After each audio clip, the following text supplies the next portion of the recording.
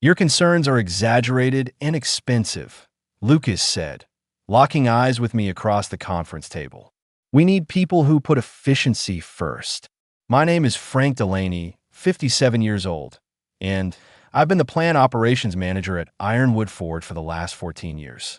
Before that, I spent 21 years climbing the ranks from the factory floor in Akron, Ohio. I knew every machine, every safety procedure, and every shortcut that could cost a man his fingers, or worse. Lucas Wynn had served as CEO for exactly 7 months, brought in by the board to streamline processes and boost shareholder returns.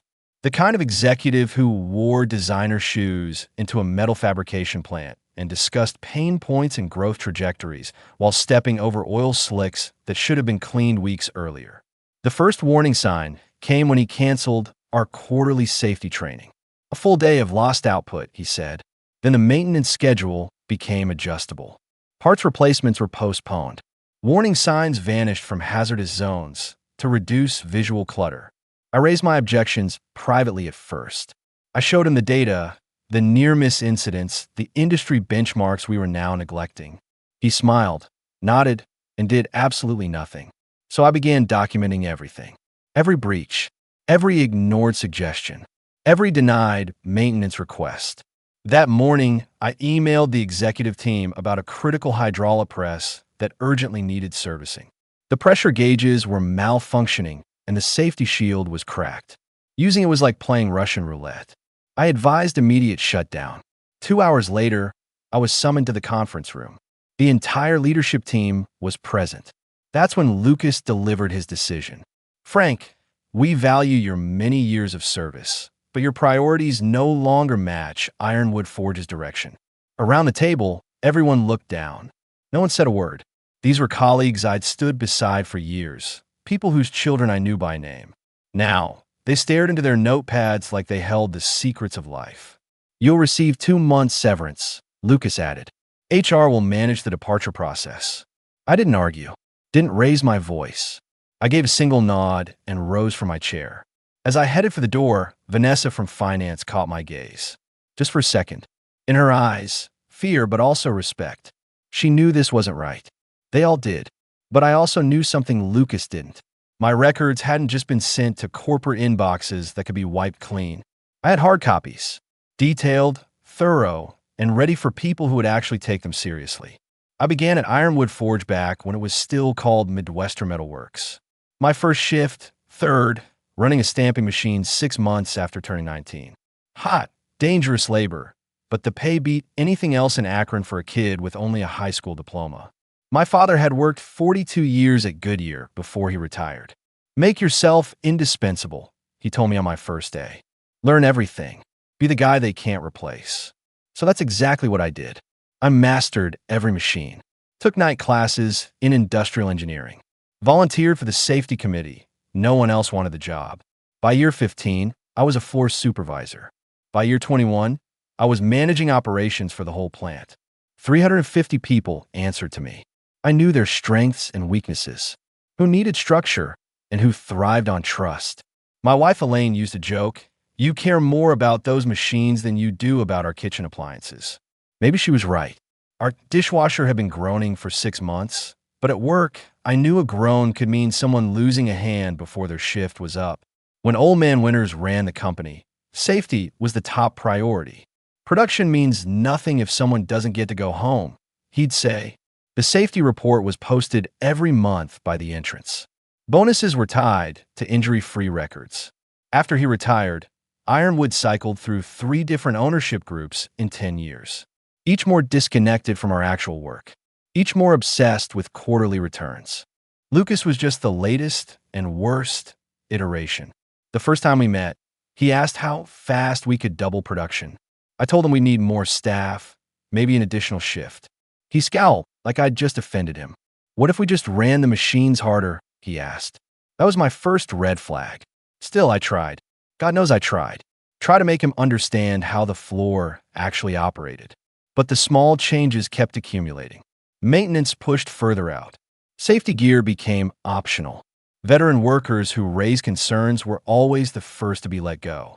When Lucas initiated his efficiency cuts, I remembered Tommy Wilson, 26 years at the company, finding me in the parking lot the day after he was dismissed. "You're the last one left who remembers how it's supposed to be, Frank," he told me. "Don't let them turn that place into a death trap." I promised him I wouldn't. Now, I was heading back to my office to pack up. That promise echoed in my mind. Human Resources gave me 30 minutes to gather my belongings. Cheryl from HR, someone I'd worked with for 12 years, stood awkwardly by the door while I cleaned out my desk. She couldn't look me in the eye. "I need your keys and badge," she said quietly. "And I'll need you to sign these." She slid the termination papers across the desk. I signed them without reading. What was the point? My career at Ironwood was finished either way. As I packed the last of my belongings, a coffee mug my daughter had made back in high school ceramics class, a few family photographs. Terry Baker from maintenance appeared in the doorway. Cheryl stepped out to give us a moment. "This is wrong, Frank," Terry whispered. "Everyone knows it." I just gave a slight nod, keeping my voice low. "How's that hydraulic press holding up?" "They've got Jason running it now. Kid's been here for 8 months, Frank." 8 months. Terry shook his head. "Lucas told us to hit production targets, whatever it takes." My stomach tightened. Jason was a good kid, eager to impress. Too eager. "Be careful, Terry," I said, handing him the box of my things. "Watch your back." In the parking lot, I sat in my truck for a long time, staring at the building where I'd spent more than half my life. The weight of what had happened was finally sinking in. My job was gone. My identity as the safety guy gone. But that wasn't what disturbed me most. People were going to get injured, maybe killed, and Lucas would chalk it up as the cost of doing business. I started the engine, but didn't head home. Instead, I drove to the public library, logged into a computer, and spent 3 hours organizing all my records. Every email, every inspection summary, every denied maintenance request. Photos I'd taken of blocked emergency exits, disabled safety guards, and leaking chemical containers. Then I composed a thorough cover letter outlining the systematic destruction of safety standards at Ironwood Forge since Lucas Wynn had assumed control. Once finished, I drove to the nearest FedEx location and sent the entire packet to the Occupational Safety and Health Administration office in Columbus. On the way back, a strange calm settled over me. For months, I've been waging a hopeless battle inside the system, following protocols, respecting the hierarchy, trying to protect my people while playing by Lucas's rules. Now I was no longer bound by those rules. As I pulled into the driveway, my phone buzzed. A text from Vanessa in finance. "Lucas is running that hydraulic press around the clock. 3 shifts. No maintenance break. What should we do?" I didn't respond immediately. Instead, I went inside, greeted Elaine with a kiss, and poured myself a rare glass of bourbon. "You're home early," she said, studying my expression. "I got fired." Her eyes widened. "What? What?" "For doing my job," I said, taking a slow sip. "But I'm not done yet." I picked up my phone and replied to Vanessa. "Document everything. I've got a plan." 3 days later, I received a call from Patricia Simmons at OSHA. "Mr. Delaney, we've reviewed your submission regarding Ironwood Forge," she said. "I'd like to go over some of these claims with you in person." We met at a coffee shop 20 minutes from Akron. Patricia was younger than I expected, maybe mid-30s, but her questions were sharp and well-informed. She'd clearly done her homework. "We take these reports seriously," she said after nearly 2 hours of detailed discussion, "especially when they come from someone with your background. But you should know, Ironwood has an impeccable official safety record." "Of course they do," I replied. "Lucas has been doctoring internal reports, paying for minor injuries out of petty cash, and threatening people's jobs if they speak up." Patricia nodded, jotting down notes. "We'll need to do a site inspection. It may take a few weeks to get authorization and arrange the visit." "People may not have a few weeks," I said, picturing that press running nonstop. "I understand your concern," she replied, "but we have to follow procedure. Procedure won't save Jason Parker if that press fails," I cut in, "or anyone else working that floor." She gave me a sympathetic look. "I'll move things along as quickly as possible. In the meantime, is there anyone at Ironwood who might be willing to talk to us?" I thought about it. Maybe, but doing so could cost them their jobs. After Patricia left, I sat there for a while, feeling the pressure of time. Bureaucracy moved slowly. Industrial accidents didn't. That evening, I called Terry Baker. "How are things looking in there?" I asked when he answered. "Bad, Frank. Really bad." His voice was hushed, like he was worried someone might hear him. "That press is making noises I've never heard before. Lucas has 3 temps running it who barely know how to turn it on. I tried to show them the proper steps, and he pulled me aside, told me if I didn't fall in line, I'd be next. OSHA's planning an inspection," I told him, "but it might take a few weeks." The silence on the other end spoke volumes. "Someone's going to get hurt before that," Terry finally said. "I know," I replied. "I'm trying to move things faster." The next morning, I drove to the Akron Gazette and asked to speak with their investigative reporter. After a short wait, I was introduced to Olivia Jimenez, a sharp-eyed woman with a recorder in hand and a skeptical look on her face. "So you're alleging unsafe working conditions at Ironwood Forge?" she asked after I outlined the situation. "I'm not alleging anything," I said. "I have proof." I showed her some of the photos I'd kept: disabled emergency stops, obstructed fire exits, missing machine guards. "This could be any factory," she said. "How do I know it's Ironwood?" "Because I worked there for 35 years, until they fired me for reporting these exact problems." Her eyes narrowed. "So, this is about revenge?" "This is about preventing funerals," I countered. "Run the story or don't. But if someone dies in that plant while you're deciding, how will you feel?" Olivia studied me for a long moment. "I need more than just your word. Are there current employees who would confirm these conditions?" Before I could respond, my phone rang. It was Vanessa. "Frank," she said, her voice trembling, "there's been an accident. The hydraulic press. Jason's hurt. Bad. The ambulance just left." My stomach sank. "How bad?" "They're saying he might lose his arm." I looked at Olivia. "You just got your verification." 2 hours later, Lucas Wynn stood in front of the media outside Ironwood Forge. His posture was flawless, his suit immaculate, his expression grave as he conveyed concern for Jason's unfortunate accident. "Safety is our top priority," he told the cameras with rehearsed sincerity. "This was an isolated incident caused by operator error. We are conducting a full internal investigation." Then he dropped the bomb. "Unfortunately, we suspect this incident may be linked to deliberate sabotage by a recently terminated employee who had expressed discontent with company policies." He didn't say my name. He didn't need to. By that evening, 2 police officers were at my door asking about my whereabouts that morning. My phone buzzed nonstop with calls from former coworkers wondering if I had really done what Lucas was implying. The next morning, I hired an attorney.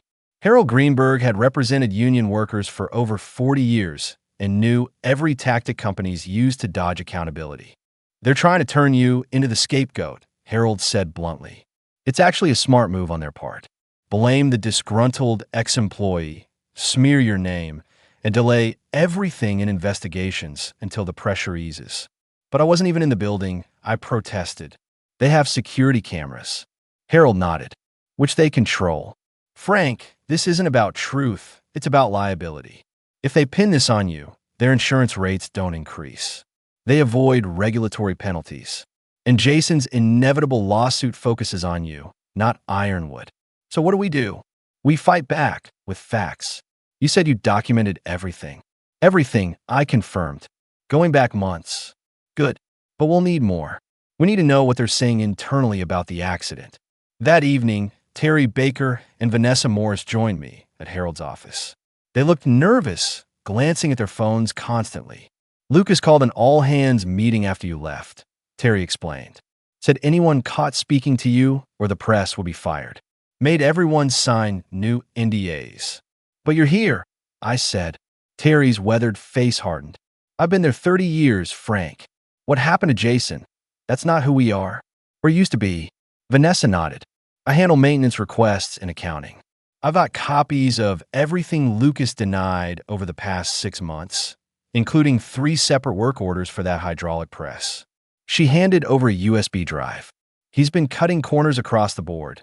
Not just safety, quality control, environmental rules, even tax withholdings. All to make the quarterly numbers look better." Harold reviewed the files as we spoke. When he finally looked up, his face was grim. "This isn't just negligence. This is willful endangerment. But it still doesn't prove I wasn't involved in the accident, I said. Maybe this will help, Terry offered, pulling out his phone. I recorded the training Lucas gave the temps before they started working the press. The recording was short. Lucas basically pointed out the power button and emergency stop, then told them the production goals for the shift. That's about 2% of the training they should have gotten, I said. Jason didn't even get that much, Terry added grimly. Lucas told him to figure it out and walked away. Harold was livid. This is completely illegal. Those workers were supposed to receive OSHA-mandated training, proper oversight, everything. That's not all, Vanessa said quietly. I found something in the company emails yesterday. Lucas knew that press was unsafe. The manufacturer's rep inspected it last month and officially recommended it be taken offline for repairs. She showed us an email on her phone. Lucas's reply was short, too expensive. Find workarounds. The room fell into silence as the reality set in. This wasn't just mismanagement or ignorance. Lucas had knowingly put workers at risk despite explicit warnings. He buried the inspection report, Vanessa continued. It never even got to the maintenance team. I thought about Jason, 23 years old, lying in a hospital bed, possibly facing life with only one arm, all because Lucas went needed to meet his quarterly targets. So what's our next move? I asked Harold. He collected the documents we had assembled. First, we clear your name. Then, we make sure Ironwood and Lucas personally answer for this. Terry's phone buzzed. He glanced at the screen, and his face went pale. What is it? I asked. OSHA just showed up at the plant, he said. Surprise inspection. Lucas is losing his mind. For the first time since I've been fired, I smiled. Perfect timing. The OSHA inspection at Ironwood Forge lasted 3 days. Patricia Simmons led a team of 6 inspectors who documented over 78 serious violations.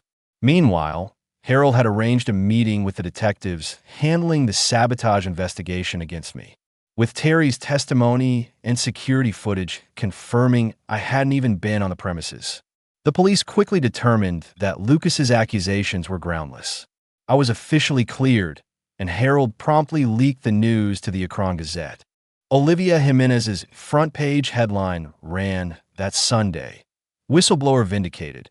Former manager warned of hazards before tragic workplace accident. The article detailed my earlier warnings, Lucas's deliberate concealment, and the status of the injured worker. Jason had survived, but lost his arm below the elbow. The piece ignited public outrage, particularly among families with ties to Ironwood. The company had been a fixture in Akron for generations. Now, it was rightly being portrayed as a hazardous workplace run by a profit-driven outsider. Lucas attempted damage control with yet another press conference. But this time, reporters came prepared, armed with pointed questions about the overlooked manufacturer's warnings and falsified safety documentation.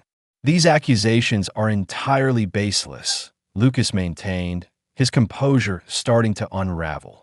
Frank Delaney has a personal vendetta against this organization. What Lucas didn't realize was that Harold had arranged for Jason Parker to watch the press conference from his hospital bed, and that Jason had agreed to an exclusive interview right afterward. Seeing Lucas dismiss the accident that had cost him an arm was the breaking point for Jason. On camera, his bandaged limb clearly visible, Jason described the lack of proper training, the relentless pressure to meet unreasonable production goals, and how management ignored multiple warnings about the hazardous press. Frank Delaney tried to shut that machine down, Jason told a reporter. If they'd listened to him, I'd still have my arm. The interview was damning. By that evening, Ironwood's board of directors had called an emergency meeting. The next morning, 2 major events occurred. Lucas was placed on administrative leave pending an internal investigation, and I received a call from Gregory Winters, son of the former company owner. Frank, this is Greg Winters. I need your help. I hadn't spoken to Greg in years. After his father retired, Greg had relocated to Chicago to pursue other ventures, eventually selling his stake in the company. The board asked me to step in temporarily, he explained. The place is in chaos. OSHA has shut down half of our production lines. We're facing multiple lawsuits, and morale is in the gutter. Sounds like a full plate, I said, unsure why he was contacting me. I need someone who understands the operation top to bottom, someone the workers believe in. He paused. I wanted to come back, Frank, as interim plant manager. I hadn't expected this. You realize I'm the one who reported everything to OSHA, right? Of course, he said. That's exactly why I want you. You put workers' safety first, just like my father always believed in. I considered it. Returning would be strange. Some might blame me for the upheaval, the halted production, maybe even lost bonuses. But it was also a rare opportunity to rebuild something meaningful. I'll do it, but on two conditions, I said finally. First, every safety issue must be resolved before any production resumes. No exceptions. Agreed, Greg said without hesitation. And second, Jason Parker receives full compensation. The best medical treatment, his full salary throughout recovery, and a guaranteed position when he's ready to return, if he wants it. There was a pause. Done. When can you start? 3 days later, I walked back through the main entrance of Ironwood Forge. The production floor was quiet, the machines inactive during the safety renovations. Terry Baker met me with a clipboard full of repair orders and a grin. Never thought I'd see you back here, he said as we walked across the factory floor. Makes two of us. We stopped by the hydraulic press that had injured Jason. It was roped off with yellow caution tape, awaiting repair or replacement by the manufacturer's team. It's going to take a while to fix everything Lucas ruined, Terry said. I nodded, looking at the idle machinery and the teams reattaching guards and installing safety equipment. Then we'd better get started. 6 weeks later, Gregory Winters convened a company-wide meeting in the central production area. All 300 employees gathered around a makeshift stage, an odd mix of unease and cautious optimism in the air. I stood to the side, watching Greg step up to the microphone. Behind him sat the newly restructured board of directors, now including 2 retired floor workers and a certified safety compliance officer. Many of you have been with Ironwood longer than I have, Greg began. You remember a time when this company represented more than just quarterly earnings. Starting today, we begin restoring that legacy. He announced a full-scale restructuring of the company, enhanced safety procedures, increased maintenance budgets, a bonus system tied to both output and safety goals, and a workers' advisory committee with real decision-making power. Then Greg paused, his tone firming. Regarding the recent leadership that violated your trust, I have an update. This morning, the board voted unanimously to terminate Lucas Wynn for cause. Furthermore, given the evidence of deliberate negligence, we are fully cooperating with the district attorney's office in their pursuit of criminal charges. A low ripple moved through the crowd. One final announcement, Greg added. From this point forward, Ironwood Forge will have a new position, Director of Operational Safety and Compliance. This individual will have final authority over all safety-related decisions and will report directly to the board. Greg motioned toward me. Frank Delaney has agreed to take on this role, effective immediately. The silence broke into applause. Not the polite kind heard at corporate events, but real, heartfelt clapping from people who knew what had been risked and what had been saved. As I stepped forward, I felt for the first time that we weren't just fixing machines. We were rebuilding trust. I spotted Jason Parker near the back of the room. His left sleeve was neatly pinned up, but he was smiling. He gave me a nod, one filled with both forgiveness and appreciation. I nodded in return, then turned to face my fellow colleagues. 3 months after I came back to Ironwood, I drove to the county courthouse for Lucas Wynn's arraignment. He was charged with several counts, including criminal negligence resulting in severe bodily harm. I wasn't required to attend. The case would go forward with or without me, but something deep inside urged me to see it through. Lucas looked noticeably diminished in his expensive suit as he stood before the judge. When he turned and noticed me in the gallery, his face reddened with fury.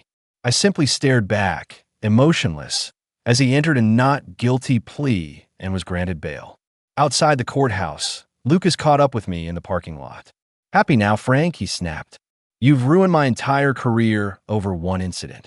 "It wasn't just one incident," I replied steadily. "It was a catastrophe waiting to happen. You were aware of the dangers and still prioritized profit. That's how business works, he scoffed. No, I said, that's criminal. I turned and began to walk away. I'll beat these charges, he shouted after me. And then I'll sue you for every cent you've got. I didn't bother replying. Some men never learn. The following weekend, I stopped by Jason's apartment.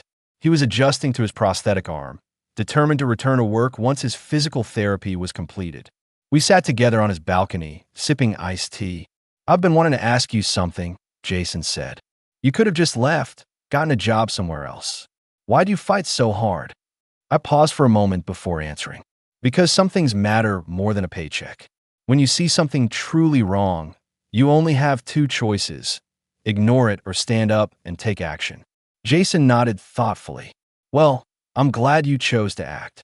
Driving home that evening, I felt a sense of peace I hadn't experienced in a long while. Ironwood was operating safely again. Productivity had actually improved thanks to better upkeep and improved morale. And I was doing work that truly mattered. Sometimes holding your ground means first stepping away, but that doesn't mean your story is over.